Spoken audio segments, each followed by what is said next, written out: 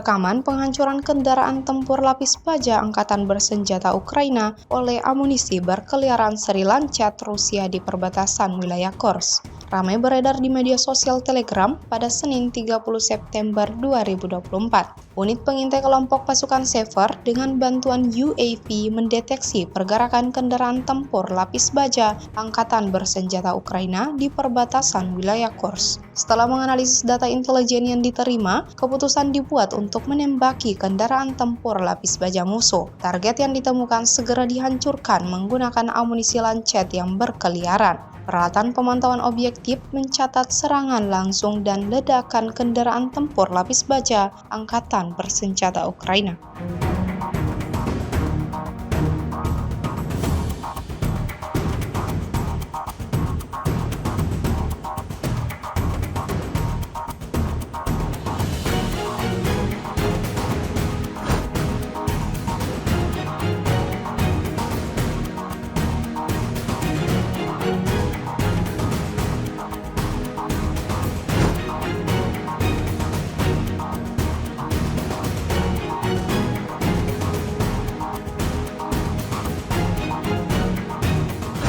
Download Tribun X sekarang, menghadirkan lokal menjadi Indonesia.